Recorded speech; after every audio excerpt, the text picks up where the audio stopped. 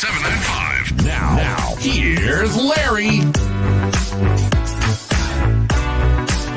Welcome to Real Estate Radio, hosted by the real estate therapist, Larry Shakman, a top-producing real estate broker, author, CEO, and founder of TrustedAgentUSA.com, the ultimate real estate matchmaker, connecting you with top-performing agents for 2% commission.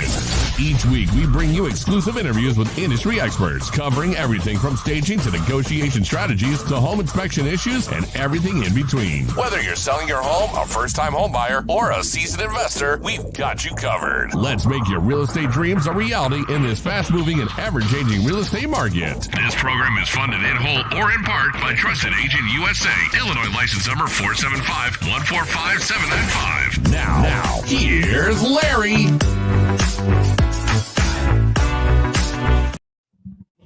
All right, welcome everybody. We are back live on the Real Estate Radio Show podcast, and we're streaming live today, as always, on Facebook, LinkedIn, and YouTube. So join us on Facebook at the Real Estate Radio Show podcast group. Join in, subscribe. Don't miss any of our lives. Don't miss any of our podcasts. You can also check us out wherever you listen to your favorite podcast. So check us out, the Real Estate Radio Show podcast. We're going to be joined shortly by Dylan Kramer. We're going to talk a little bit about rates and some other things. My name again is Larry Shakman. I'm a broker for 24 years, title agent, and your local real estate therapist. So I'm trying to keep all of us sane, including me, in this market. So, we're going to try something new. We did this last week. And if you guys want to hop in and just join the conversation, take this URL down, HTTPS, and the rest of that there, and just plug it into your browser and hop on if you'd like. If you've got a comment, if you have a question, if we're talking about something that you'd like to join in on, just plug that into your browser and we will bring you on. So we're going to leave that up for a little bit. Let's see, before we bring Dylan on, we had a question of the week last week, and I'm going to bring Dylan on now to ask him that question because I'm curious what he thinks. Dylan, what's up? Hey, buddy, how are you? The question is, how is your knee? My knee is bad. It's really, really bad. You can see my crutches here. I would raise my knee, but I don't know that I can get it up above the table. Yeah, I hear you. Long story short, not that everybody's worried about my health, but I had meniscus repair surgery and bone spur repair surgery on Tuesday, and I'm in a full kind of mid-thigh to mid-calf lockup brace until I go back for some follow-up visits. And how long do you have that on for? And they said, you know what, they sent me out of the surgery and I was still a little groggy from the anesthesia. So I'm going to get the story about what really happened when I go in for the follow-up visit. I hear you. No, physical therapy is weird because you can look at it one of two ways. You could say, man, I'm so depressed about where I was and where I am now. Or you could look at it and say, man, I'm so excited about where I was when I started this journey with PT and where I am now. And that's the way you got to look at it. I've gone through it with my back, as you know. So you got to be positive. That's and look, you know what? The thing is that unfortunately, we had this conversation. I got injured in January, and I was able to kind of treat the injury in the short run and get the opportunity. As you know, I've dedicated 15 years of my life to sports officiating. And I was lucky enough at the end of this last basketball season to get asked to come work at the IHSA basketball finals, which I was able to physically kind of get through in spite of the injury. But the fact of the matter is it needs to be treated. So lots of things in life, the bill is due and you gotta get on it. You gotta get the surgery and get it done. And so here we are. And so that's that. So it's unfortunate. And, there's never a good time to do this stuff. And I really didn't think it was going to be as much of a kick in the pants as it has been physically. Right. Like I was like, you get it scoped and you read all these things. You're like, oh, the pro athletes are on their way in a couple of days and you're doing this, you're doing that. Meantime, 3 days later, I'm on the couch like, what are you going to do? Hey, It's that's just, physical therapy. That's, coming back from an injury, and you'll be back. You'll be good as new in a few yeah, weeks. I'm sure it's all going to work out fine, but I'm in it right now. You're in it now. Yeah, I hear you. So, I how's your believe back? me. I know what that's like.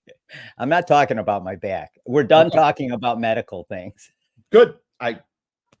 But yeah, my back, I'm literally close to 100%. So I'm glad to hear the it. human body is amazing how it recovers and Yeah. recuperates. It's really crazy. And doctors are amazing. That's all Yes. I'm going to say. We owe a lot to doctors. You're 100% right. Check this out. Last week, we had this question, and I'm curious. This is just going to be a wild guess you're going to give me because you're not going to have any idea, like I didn't when I first read this article. But how many $1 million cities do you think there are in the US? And what I mean by $1 million cities is cities where the median value of a home is $1 million or more. Okay. Can I ask you a clarity question? Are we basically like the frame for the question is when we do lending stuff, right? Chicago is called an MSA, which is an acronym for basically a big market, right? And in essence, that covers a lot of area, including Cook County proper and some other stuff. My question is it like an MSA thing or is it a zip code thing? It's a city thing. It's just municipalities. So of all the So municipalities the in the answer country, is 32, and like some of them are going to be Beverly Hills and Frisco, yeah, Texas, and Nashville, that sort of 32. I was literally blown away by this. 555.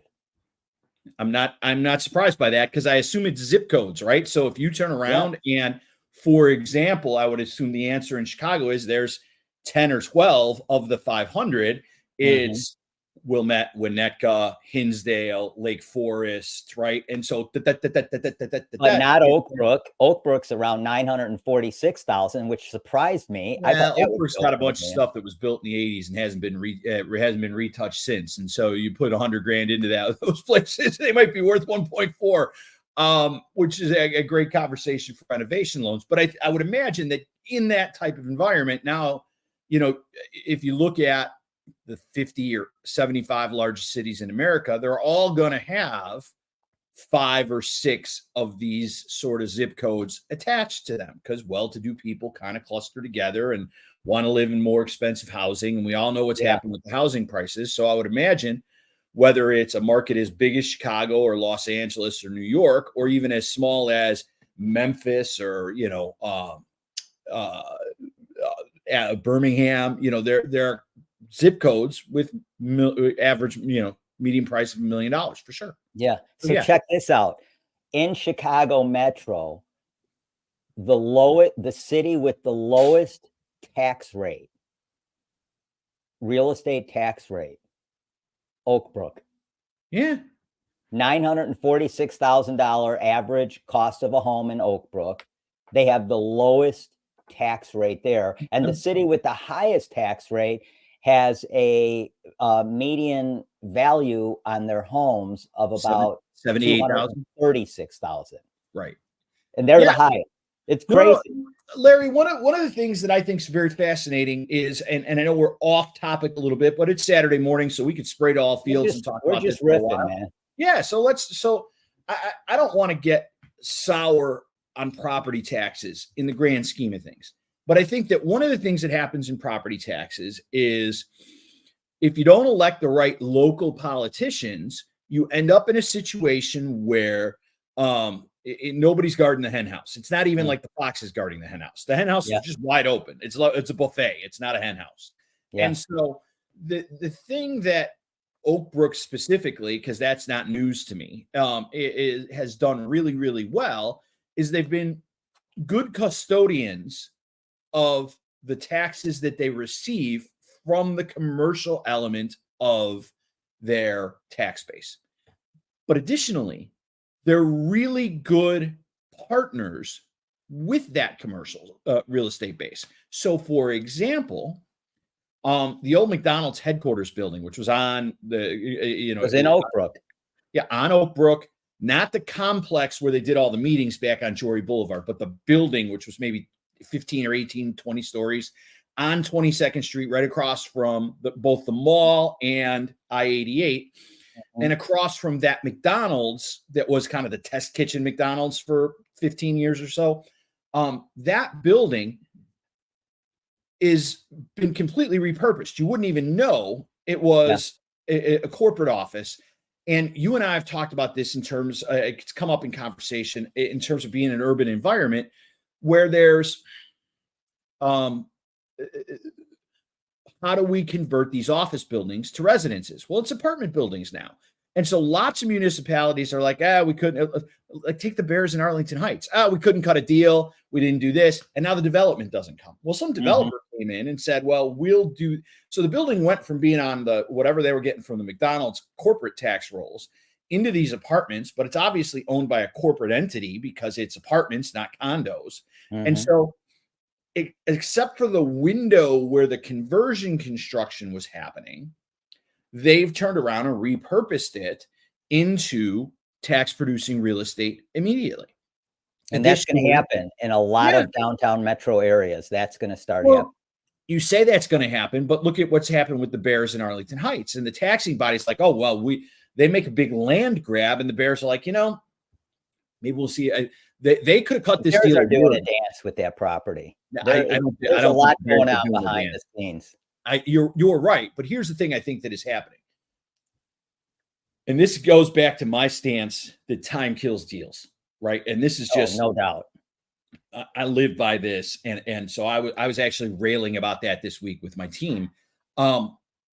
The thing is that the Arlington Heights property, in my opinion, was a done deal a year ago. That the Bears basically had gone down, and I used to work for a company based out of Texas, and I was down in Dallas, and I've seen the Cowboys complex, and it's a massive practice facility. And then there's a at the end, and on that practice facility wall is a 200-foot big screen that plays Cowboys highlights 18 hours a day. The old Super Bowls, historic games, Ring of Honor ceremonies, Jerry Jones talking about how much, and it's just always playing in the on the mall, if you will. Right. And on one side of the mall, at the end of the U, it's a horseshoe. At the end of the U is this practice facility the Cowboys practice in. And in there, you can go pay and watch practice. There's a gym, there's restaurants, there's private clubs. You don't have access to all of the area, but you have access to lots of it. Jerry Jones gets paid almost 50 cents out of the dollar, everything that happens in that Cowboys practice facility. I mean, they've got restaurant management companies in it, but in essence, it's a 50-50 deal there. Yeah. There's a hotel on one of the U's next to it, and he's getting paid on every hotel night. And they're running, we used to have, annual meetings, operation meetings, charity, they run a big charity event every year. And they bring people in. And the discounted night at that hotel is like $2.99 a night, right? Like it's normally $3.99 a night. Oh, you're bringing hundreds of people to this event. It's only $2.99. Well, Jerry Jones is getting paid on that. Yeah. And then on the other side, there's a string of restaurants and shopping and all that, and it opens up. And I'm telling you, the Bears were going to put the stadium and a replica of that, in essence, Cowboys 24/7, 365 experience out there. And they were happy to do it. And all they had to do was cut the deal. And the municipalities came in, particularly to my understanding, the school districts, and said, no, we're going to tax you like this place has already been developed, and you're going to start paying now. Yeah. And they basically screwed the pooch on the deal, because then the Bears were like, oh, and in the meantime, they hired the new president, right? They got rid of Ted Phillips, who was happy to do this deal, because the Bears, under their previous ownership, had never been known for innovation. So they're just going to copycat the Jerry Jones thing and be cool with it. And now they hired Kevin Warren, and he's like, they're giving us static about this. And then the election came, and we got a new mayor, and he was like, I don't love this deal. And I think at the beginning, he was like, let's see if we can play it off each other. But as it's come together, if you're the Bears and you already have this massive Hallis Hall facility up in Lake Forest, which they've spent a boatload of money on, they were ultimately going to have to move that to Arlington Heights. But if you can build the Shrine to the Bears complex in the city proper on the lake, you're going to get a Super Bowl. You're going to get a Final Four. You're going to get all the revenue that comes with that. You're going to get the profile. And Warren and Mayor Johnson is going to end up being the people who save the Bears in Chicago. I think the horses left the barn on that, and they're going to figure out how to do some version of this in the city proper. And the point is that the tax revenue for the Arlington Heights area schools, right? And I think it's Arlington Heights and Palatine and Hoffman. I mean, there's, I don't know exactly the district, so let's not throw anybody specifically under the bus, but the deal is gone. Like they could, I don't think that deal's. They could call them up today and be like, look, we'll give you everything you wanted. We agree. It's done. Just sign. The Bears are like, we're not signing. Yeah, I don't think that deal's going anywhere, because if it was, it would have happened already. We'd be down the road on that deal. And I agree with you. Time kills deals. You got to keep things moving or they're going to stall out. Yeah, no, the amazing thing that, look, Larry, that's the short version, but I mean, we see small versions of this. This is the Bears thing's been like a slow motion train crash for these municipalities, right? Like they were already putting the money in their pensions, refurbishing schools, building new pools, whatever.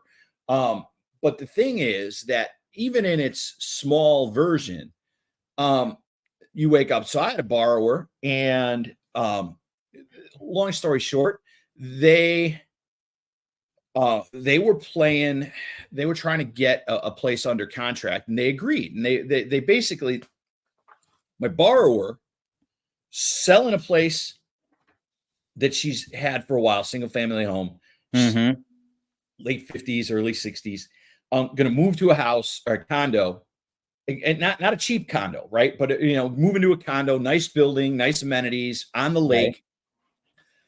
So she sells her house for 1.2, 1.3. She's going to move into this $700,000 condo. So she needs a small loan, which is how I'm involved in the deal, because she's going to take, in essence, $500,000 in equity from the other place, roll it into this, cut her monthly expenses by $2,500 a month. Whole thing's a win. Well, she goes and inspects the condo. Now, if you buy a 100-year-old condo, not everything's perfect. So they're in attorney review. Nothing 100 years old is perfect. Exactly. So they're in attorney review, and they're going back and forth, and they're having a lot of conversations, and we're fussing about this and we're fussing about that. And I just get the vibe we're nickel and diming. And I'm like, we're a week into this attorney review. Like, what's going on? And she was like, well, I kind of got him over a barrel. Right. Yeah. And I'm like, do you love this house? She's like, oh yeah, it's great. Like, I look forward to spending the next 20 years there. Like, no problem. Next day. This is after about a week and a half. Right. And when we're holding the appraisal, so the loan has gone to underwriting, it's gotten approved, we're ready to go. It's like, just sell the other house, do this, do that. And she gets actually everybody in the deal gets an email from the seller's attorney. Like, we've not been able to come to agreement on terms on the attorney review. So we are canceling the contract effective immediately. Period. Holy cow. We're out. Screw you. We're out. Why are we out? We're out because we got a cash offer for 30 grand more. Yeah, there you go. And the thing is, the time you were taking to try to nickel and dime a couple of grand over here, somebody else loves the house more, or somebody else loves the house just as much. I've seen it happen over and over again. And so, so the thing is that the time you made available by not locking this up screwed things up. And there are just stories everywhere. I had a borrower a couple of years ago where they turned around and they got approved, and they're like, we'll close. If it was now, they're like, we'll close June 30th. It's like, well, it's April. Like, you're clear to close, right? And you should go close. No, it's fine. We'll wait till June. Well, like, you should go close and rent the house back, because I'm always of the belief you should do that. Well, you know what happened? They got laid off. Yeah. You're not approved anymore because you don't have a job. Yeah, things change fast. And, that's a great story, because if you're in the middle of a negotiation, you need to get that negotiation done. Get it done or move on and go find another place, because believe me, there's someone coming up behind you that's going to grab that property out from under you. Especially in this market. This is a very fast moving market, at least here in Chicago Metro. The other thing, Larry, that I think is really a point to follow up on what you just said. Not only is it fast moving, but I think for this gal who lost the condo, and I think for guys like us who've been doing this for a long time, you have to make the mental adjustment to the following idea. And that is, you're not going to find the traditional playbook works. What do I mean by that? Well, we're going to hem and haw. I'll take the weekend. We'll let them stew a little bit. There's no stewing. Forget that. There's no, let's see how this shakes out. It's going to get done without you if you don't turn around and start playing ball. And as a buyer, 100%. You may be like, all right, well, we have it under contract. Now we'll lean in and kind of negotiate the details. No. There are still people who are like, we'll take it. They don't play ball with you. We'll take it. Yeah. And the thing is, I have another one going on currently, and it's one of those South Side condos, right? And what I mean by that is there are a bunch of buildings built in between basically Pilsen and Hyde Park, right? Over the course of the window, probably 03 to 08 before the crash. Right? I love Hyde Park. Yeah, it's a great area. And so there were a bunch of conversions really there. But two things. Number one is they weren't all the best construction jobs at the time, right? They're fine, but they're not A+ construction execution. So they have a little wear and tear as we get into 2024. Right. Additionally, the associations went through a really rough time after the crash because there were plenty of foreclosures in those buildings, right? And so places that are selling for $275 or $300 now were $80,000 condos in 2012, but the buildings were broken. You could barely get financing in the buildings because of the HOAs. Well, the HOAs and those buildings, those properties in particular, have drawn a profile of buyer who's okay with a lower level of amenities, but also a lower level of maintenance. So some of the buyers, my buyer on this one, is in there and well, I'm a little worried about the windows or the roof or whatever. I don't remember exactly what it was. And it's look, they're not going to fix that for you. It's a building thing. And if you want to buy a 285 condo, these are the trades you're making. And if you don't want to buy a 285 condo, well, then you got to make more money because you're at your max. But there's no $400,000, 450 level, hey, we have 3 years of money in the bank as an association type of deal. Hey, so we have some great guests coming up. One of them on June 8th is Randy Langendorfer. You don't know him, but Randy is the president of InvestArc, and we're going to talk fractional real estate investing. So Randy's going to come on and talk a little bit about that. He's got some great projects going on, and it'll give people a little peek into the fractional real estate investment niche, if you will. If you want to get into real estate investing, but you don't want to be the pilot of that project, but you'd like to be a passenger on it, right, and still make some really good returns while the project is, ongoing. And then when you exit the project, which is always part of that strategy, because you're always going to typically want to exit that project for obviously more than you bought it for. That's the goal. But while you're holding it, you want to make money too. So Randy's going to talk a little bit about that. And I've got a big announcement coming up in about the next probably 3 to 5 weeks that we'll get into. Yeah, there's some things going on I'm really excited about, I'll tell you. I really am. Hey, so I came across, we all know what's going on with the NAR and the settlement, and it's still, there's a lot of fallout. Right. The DOJ is still saying that, we're not walking away from anything. We're not closing anything. At the end of the day, the DOJ's goal is to completely decouple commissions. In other words, make it, illegal. I don't know how they make it illegal for a seller to offer a co-op commission if they want. I suppose, if the NAR agreed not to put it on the MLS anymore, that's one thing. But I don't know how you say, well, if two parties enter into an agreement and the seller's okay with offering that co-op commission, I don't know how you say you can't do that, but that's for another time, and we'll talk about that. But that's their goal. They want to decouple commissions, force buyers to pay their buyer's agent, and sellers pay their seller's agent and pay their listing agent.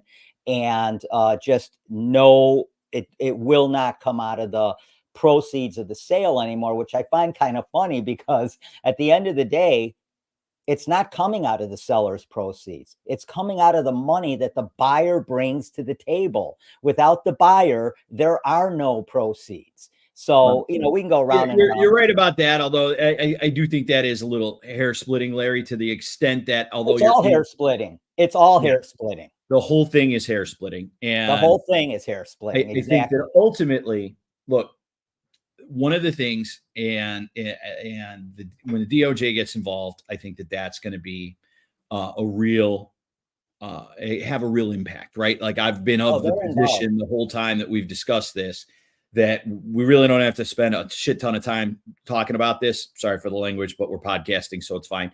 We don't have to spend a ton of time talking about it, because we're all going to just change the paperwork and end up in the same place, right? That's been my position for months and months and months.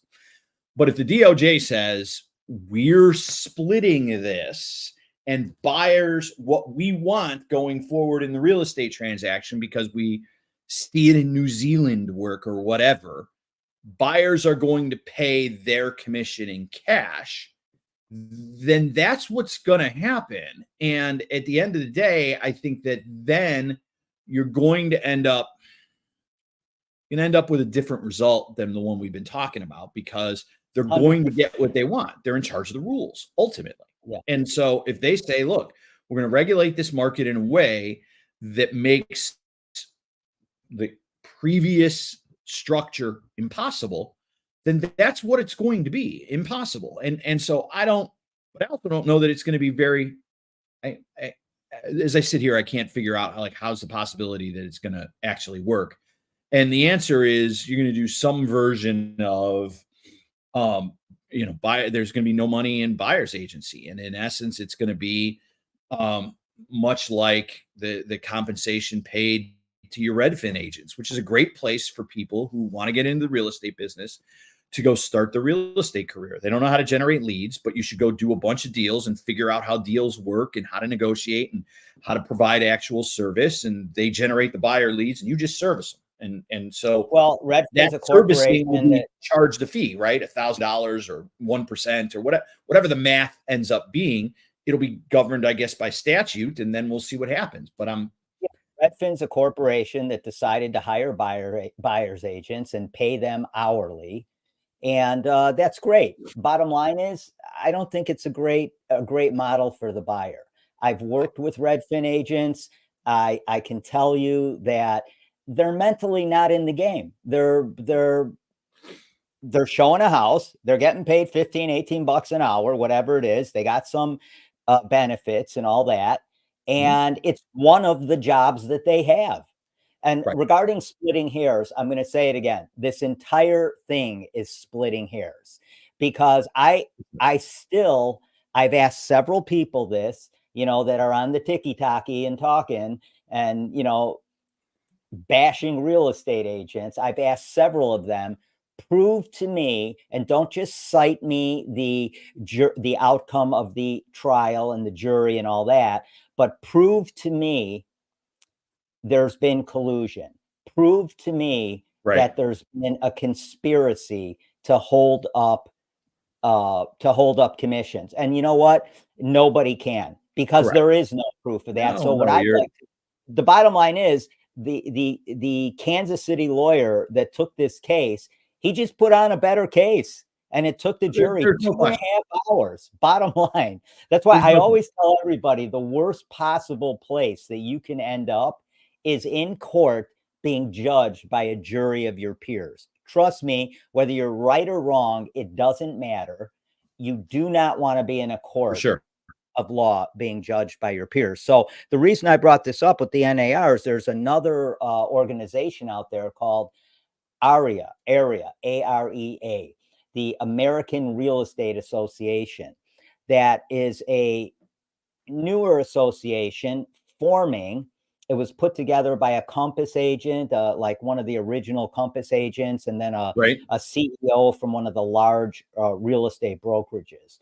And they are going to make a play for being, trying to be a competitor with NAR.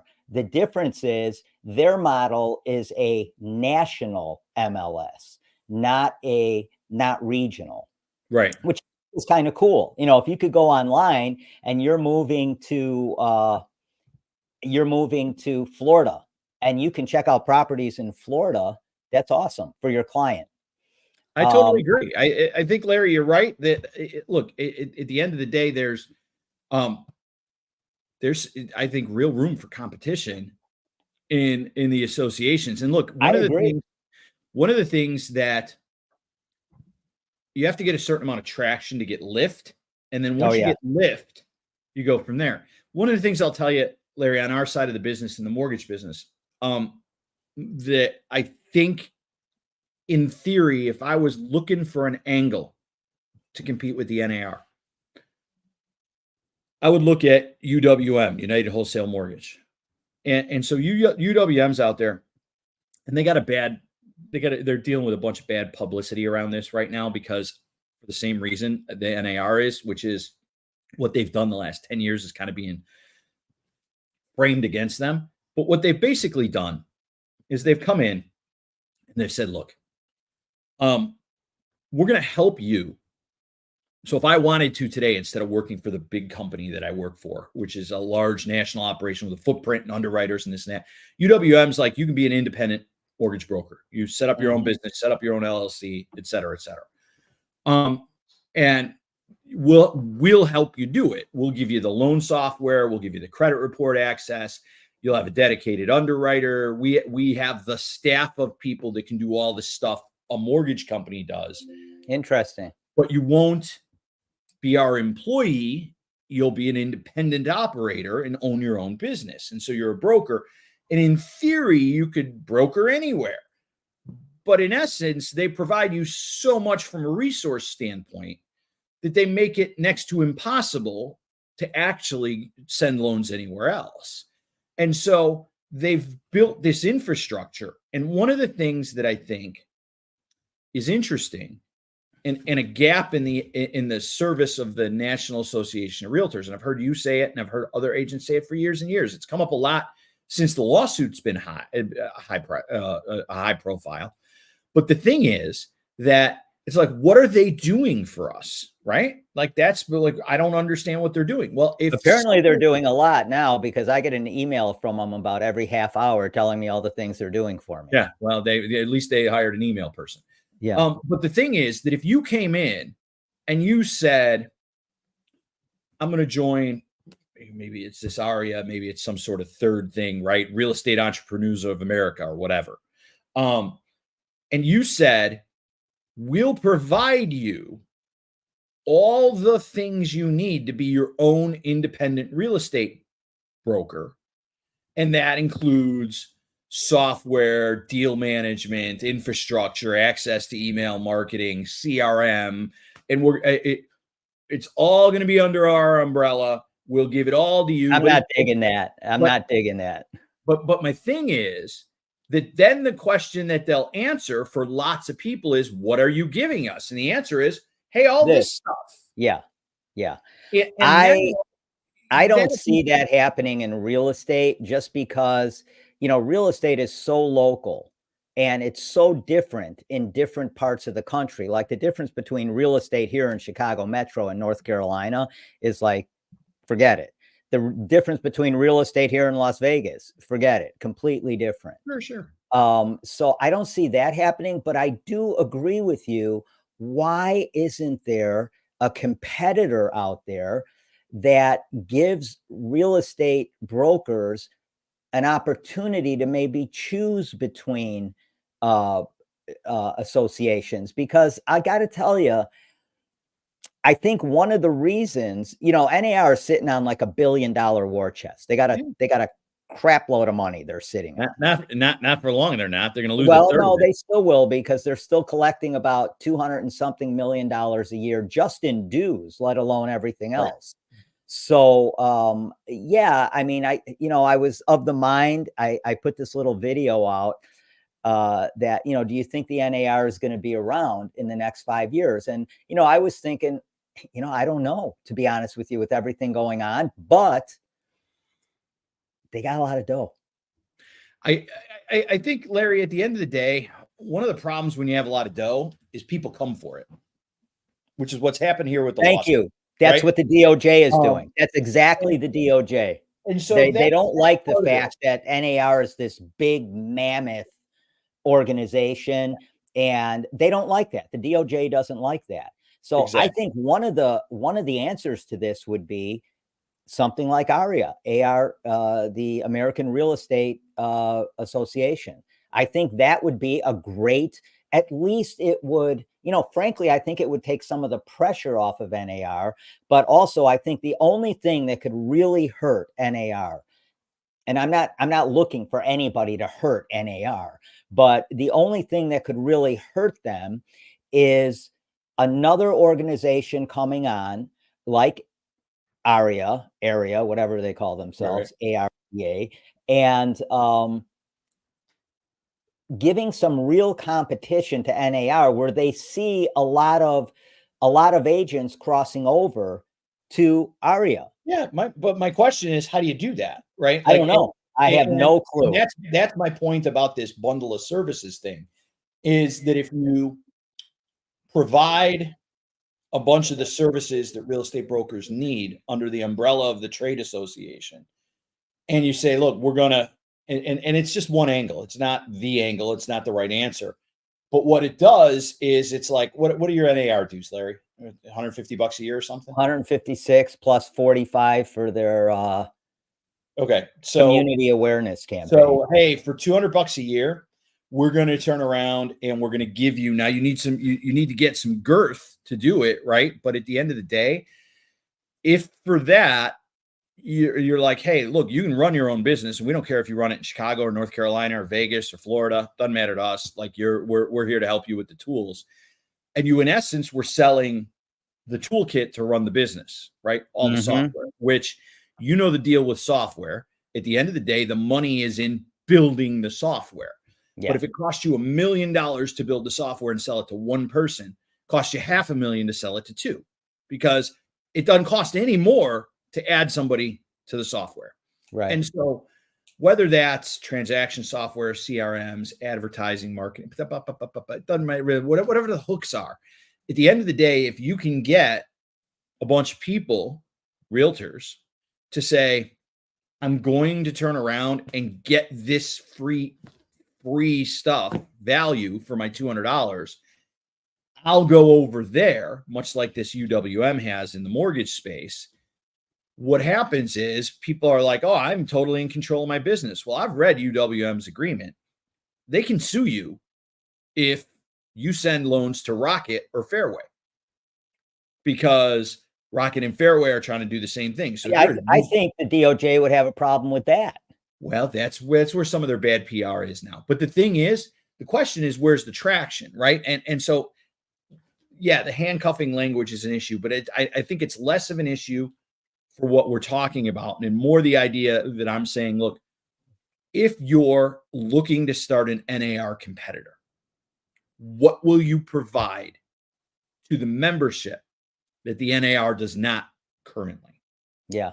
And, you know, I agree. I mean, they're going to have to come up with a model that's a good, that's juxtaposed in such a way with the NAR that it's going to offer something that's agents are going to, you know, bottom line is NAR doesn't do much for us, but they're still a huge mammoth organization that's supposed to be an advocate for us. I'm not really sure what, you know, part of this is they don't really advocate for us. I don't feel it. I don't know any other agents that do. So my point is, I think that if I were looking, and we are now, right? So we're talking hypotheticals. If I was looking at the situation and I had a organization that was my advocate, and I was like, I don't see any tangible efforts of advocacy, but if I could log in to my marketing software, to my Zillow, to my CRM, to my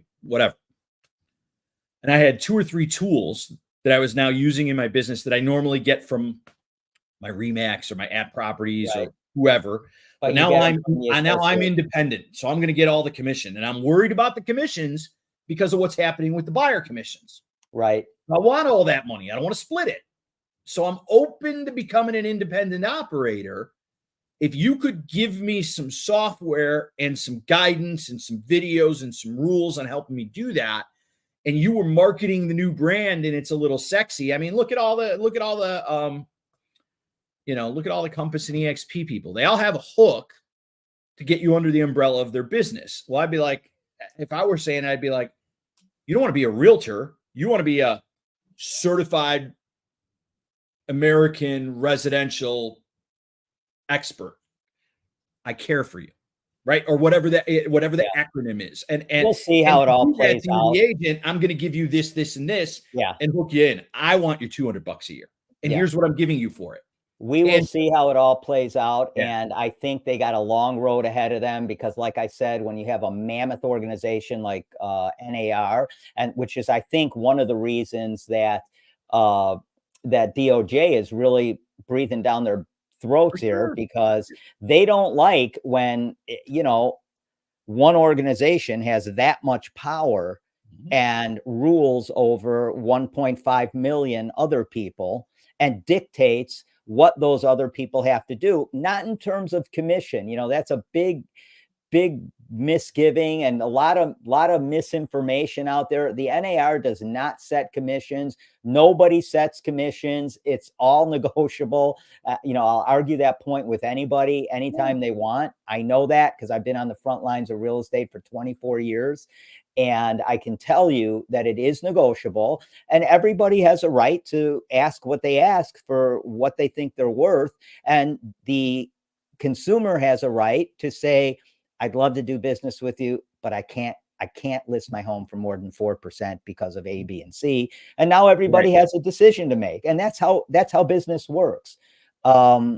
You know, so anyway, that'll all work itself out. We'll see what happens with area, NAR, and everything else. But this is going to go on for a while because DOJ is not done. Let's talk a little bit about rates. So tell me what's going on, how people can somehow mitigate what they perceive to be high interest rates, right? Larry, I'm gonna tell you 2 things that we have going on right now, and I don't want to raise alarm bells because we've been here before. Please don't raise alarm bells. One of the things I said a couple of weeks ago, and I apologize, my legs start to irritate me, so I'm adjusting the thing. So here's the thing: I said a couple of weeks ago, I don't see any argument for rates to get better or rates to get worse, and financially, I still think that's true. And I just don't believe there's a situation that we need to raise rates, but rates have gone up, right? I was like, oh, economically, there's no argument. We're going to kind of hang out at 7%. And so the thing that I'm blowing up here today. Hold on. Let me see if I can turn that off. Anyway. Oh, there it is. Okay. All right. I'm not sure I understand. Oh, stop it. Okay. All right. Sorry about that. That's all So right. the thing is that when we are in a situation where we've entered a trader's market, unbeknownst to me, right? We've been sitting around for a while with rates at 7, and there's no reason for them to drop and get lower, and there's no reason for them to go up. But the thing that has happened pretty significantly is that the Fed has come out the last few weeks. The inflation numbers have come out the last few weeks. The unemployment numbers have come out the last few weeks. Right. And there's no slowing in the economy. So we're not getting rate cuts in June. We're not getting rate cuts in October. We're probably not getting rate cuts in 2024. And so the market has thrown up their arms, and the traders have kind of had a tantrum. And we've basically moved from, hey, we've got traders in at 7%, everything's cool, to we're going to go trade something else, or we don't like this, or now rates are worse, period. Bottom line. So now we have 7.5 rates, and that is what it is. And it's been fast, and it's been violent, and it's unpleasant. And I wouldn't be surprised if rates got worse from here. Now, do I think they will? I'm not advocating for that. But the one thing that I said a year ago, and it's still kind of true, and that is that the market will swing in the way that it's predispositioned. And so now we have to say, what are we going to do to deal with these higher rates? Because I don't think they're going down. I mean, could we moderate and get a day or a week at 7.25? Maybe, but I don't even know that we have 6s left. Certainly not for this spring market. I'm going to push back on that a little bit. I still think rates are going to fluctuate between 6.75 and maybe 7.75. I said 7.5, but maybe 7.75. I think they're going to fluctuate back and forth then. I don't see them going up to 8. I don't know why they would. I really don't. I'm kind of on that same page with you. I don't see them going below 6.75 because the Feds aren't going to do anything. Because like you said, employment is still solid. It's still a tight job market. There aren't a lot of layoffs. The unemployment figure last week came in at 212,000. So it was very flat. And, by the way, consumer spending was up the last 2 months in a row. So everybody's out there, and complaining about, oh, it's so tough out there. I can't make it. And I get it. Okay. But consumer spending was up last month, 0.7%, which is way more than they thought it was going to go up. And it was up the previous month as well. So people are still out there spending money. I agree with you that they're continuing to spend money. I think that, one of the things is there's too many part-time jobs being created as part of the job. So the job count's good in terms of raw numbers, but it doesn't look good in terms of actual people gainfully employed. But the thing is, Larry, that I think you're right. I think there's no big picture except the following. And I read this on Bloomberg today, and I'll send you a link to the article. And it's a thing I haven't considered till now, but they're like, look, everybody who's got their 3% mortgage, if they're 100% not moving, 100% locked in, the rest of their budget's kind of okay. Like if they don't lose their job, they got a cheap house payment. And unless they're loaded down with credit card debt. And certainly that's a thing that's out there for sure. And one of the ways that they're continuing to add spending. But the reality is that there's an argument being made inside the Fed the last couple of weeks that maybe the normal sort of rate increases that we've had aren't enough because of the low locked in housing prices, that we have to raise rates further to get the desired slowdown in the economy.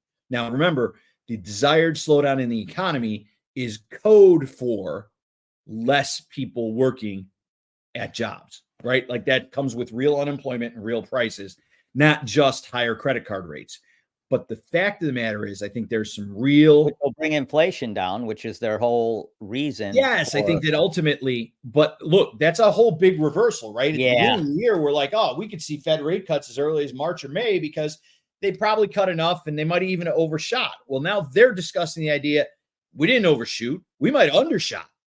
And if undershot becomes a conversation in the next 6 months, we could see the Fed floating the balloon for raising rates, not lowering them. I will be surprised if that happens. And I'm going to just put this on record. I'll be surprised if the 30-year fixed mortgage interest rate goes over 8%. If it does, it's going to, listen, people are freaking out about 7 and 7.25% and now 7.5%. And at 6.75%, if you remember, they were still waiting for it to go down. So those of you that were really wanting to buy a house at 6.75% and just waiting for it to go down to 6%, guess what? That boat left the harbor. That's gone. And so let's talk about that, Larry, because I know we've run people through these numbers periodically, but I think that it'll be a good kind of snip and clip for us to talk through. But B, it is always good to revisit these numbers. So again, if you'd have bought at the spring of 2022, after rates had moved from 4 to 6, right? I mean, we basically at the end of 21 saw rates move to about 4. And then in spring of 22, so 2 years now, we've had high rates, 6 and above. Mm-hmm. If you bought a $350,000 house and you experienced 6% appreciation each of the last 2 years, that's $19,000 in appreciation, or $37-ish thousand while you're paying that house value down. Increase, right? So that's 37 grand. Additionally, you've not paid a rent payment. Let's say you were paying $2 grand a month, conservative rent number in that market, much less this one, right? So that's 24 months of $2 grand a month, or $48,000. Right. And you've experienced the tax deduction. Let's say you put 10% down on 325. Your interest at 6% was $18,000 a year as well for 2 years, so $36,000. In a 25% tax bracket, that's a $9,000 hard tax savings. So if you take just that, the unpaid rent, the opportunity cost of that, the appreciation, and the tax benefit, you're talking about 15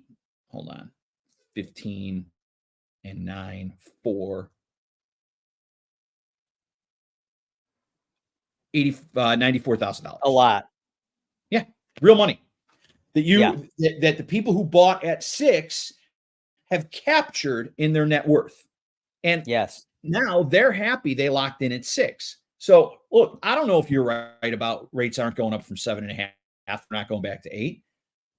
I don't have an opinion. Well, I'd be surprised if they go up over 8. I think they're going to stay between that. And you might be right too. I don't know that they're going to go back down anytime soon to 6.75. Who knows? I don't know that I'm arguing one way or the other in terms of where rates are going. What I am arguing is that if you are a home buyer and you're like, I got to get this money working for me, but I don't like these rates. Well, tough cookies. These are the rates. And even at these elevated rates, just the last 2 years, right? So since rates started rising, you could make almost $100,000 in the next 2 years, certainly $100,000 over 3 years in change to your net worth by buying your place today. Oh, yeah. So don't let 7 or 7.5 or 8 get in your way, because the big picture is the $100 grand over the next few years. Agree. Not the extra $100 the mortgage payment is. People get into this group think, right? Where they're listening to everything talk going on out there, the talky talk going on the TikTok and YouTube and everything else. And they get sucked into that mindset where if they just really sat down and looked at the numbers like we just did, if you buy at 7% and you stop renting, you are going to put a boatload of money in your pocket in the next 2 to 3 years. Look, so it makes appreciation isn't going to stop. We've talked about this multiple times, and I don't want to beat a dead horse, but there's not enough new construction in any market to compensate for the amount of people that want to buy houses. Hey, before we wrap up, I want to take a look at a couple listings we just put on the market. Yeah. So I'm co-listing these two. And let me just bring this up here and let me get rid of us so that we have a full screen here. And so the first one is in Marseilles, Illinois. Do you know where that is? It's south, isn't it? That is, yeah, that's just outside of Ottawa, Illinois. Okay. So I'm directionally dysfunctional, so you could figure out if that's south or not. I am familiar with where Ottawa is. Okay. So, oops, hang on a second. Let me get back in here. And we are going to look at a couple of these real quick because this one's an interesting one, right? So this one is this is a luxury auction. You know, a lot of people, when they think about auctions, they think of REOs, foreclosures, distressed properties. Those are the ones that go to auction, right? Well, not necessarily. A lot of people choose to auction their property off. And it's not for everybody, but it is another way to sell your property. As a matter of fact, down under in Australia, this is the way they sell properties. They have live auctions. They bring everybody to the property and they do a live auction. I've seen them on YouTube and other places. How's the buyer's commission work on a live auction in Australia? I don't know. I don't know. It's similar. I'm just funning with you. Yeah. So no, it's so similar. why are we going auction on this property, Larry? I mean, tell me about that. So the property's listed for 3.5 million. The property has 8 bedrooms, 9.3 baths.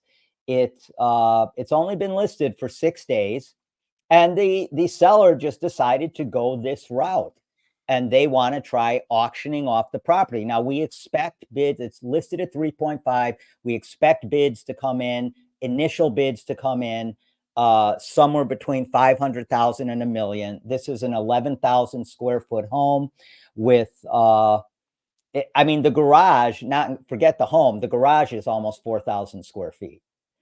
The garage has a 20-foot bay in it for a motorhome or a boat. It has a workout area in it and all kinds of other stuff. A kitchen in the garage, you know, it's not your typical garage. But if you look at a couple, this property sits on 20 wooded acres with its own fishing pond and all that good stuff. So if we do this, I just want to make this a little bigger here. So if we do this and take a look, that's kind of like a shot of the property, right? Right. You got the fishing pond here, private dock here. Here's the property over there. And that is, again, a shot of the back of the property. That is the front exterior.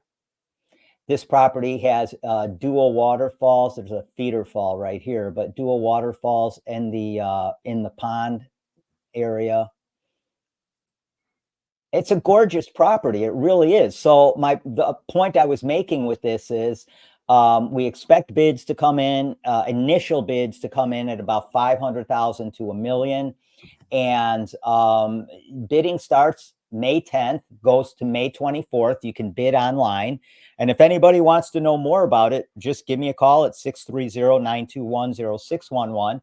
And I'll tell you how to jump in and bid on this property or set up a private showing, and we'll take you out to the property and get you eyes on the property so you can take a look at it. But like I said, this property is listed for 3.5 million, and it's going up for auction on May 10th, right? So we have this other property that's coming on the market. Now this, Dylan, this property is amazing. So this property is in Oak Brook. It was built in 2001. And it's listed for 4.295, so 4,295,000. It's been on the market for 4 days. It's 13 rooms, 5 bedrooms, 6.5 baths, 4-car garage. 5-car garage, 4 fireplaces. This property is, I'm trying to think, I think this one's 11,000 square feet. Yeah, this one's almost 12,000 square feet, just shy of 12,000 square feet. And but this property, check this out. This property sits on 3 prime acres in Oak Brook, where we were talking earlier. Yeah. Oak Brook also does not have a transfer stamp for their sellers. So you don't have to worry about that either. But this property sits on 3 prime acres in Oak Brook. And check this out. I mean, it has some awesome features to it. There's an aerial shot. So here's the house, pool, green area behind it. And right behind this green area is another green area that's almost an acre. I'll show you in a second here. But it's there, you see it back here. So here's the pool, here's that green area, and then behind it, behind this little stand of trees here, is another green area that you could actually build on if you wanted to. You could build a coach house there. You could probably petition the city of Oak Brook to get access from this road here into that property. What is that road, Larry? I want to say Myers Road, but I'm not sure. Okay. Offhand, I don't remember offhand. Okay. But curious. The whole street right back here is lined with houses. So they have access from that road into like their driveway and into the front exterior. I'm sure you could do that here if you wanted to. But that's a good shot of the whole property. It's a huge property. And this property is in outstanding shape. It really is. It's just an awesome property. The seller has really taken care of this property. So it's a great opportunity for somebody to live in Oak Brook, which is very close to Chicago. And you hop on the expressway and you're in the city, and you have this beautiful, this is the great room.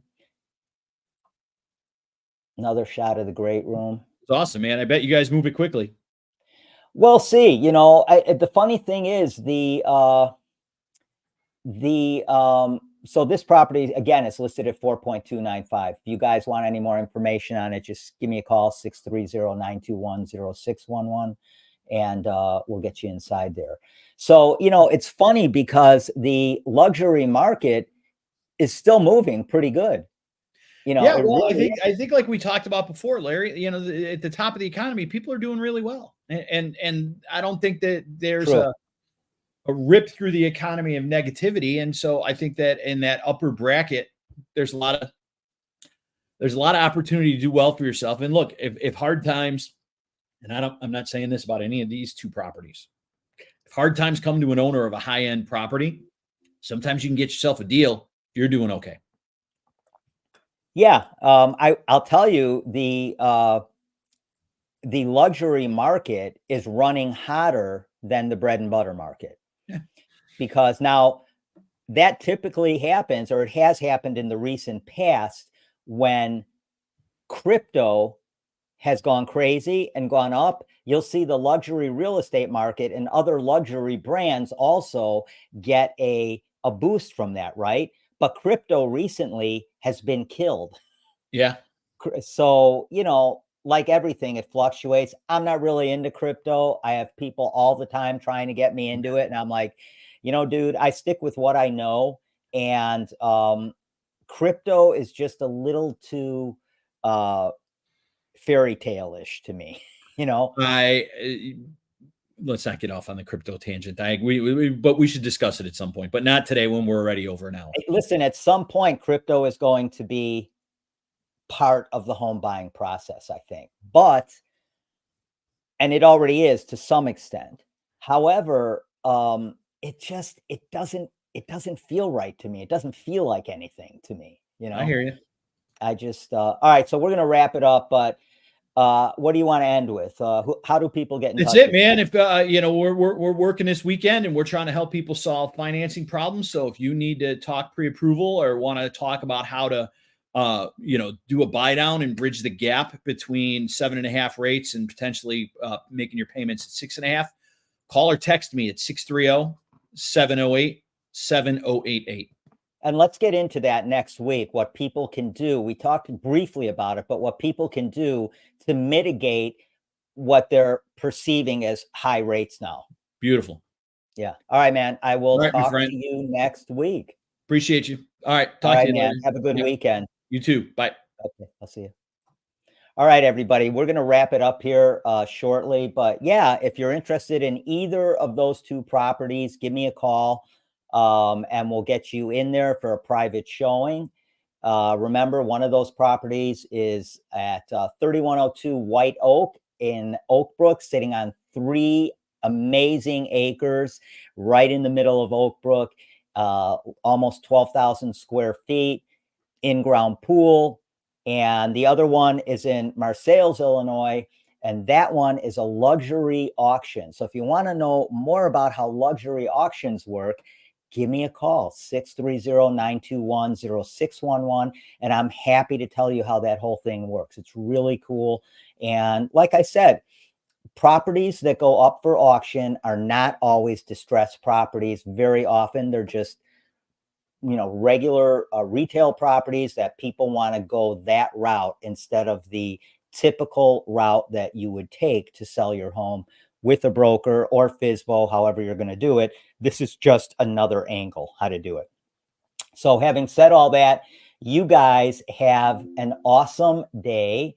We have a great weekend, and tune in next week because we're going to talk about how you can mitigate some of these, what a lot of people are perceiving to be high interest rates, because they're certainly higher than they were a few years ago when people were locking in at 2 and 3%.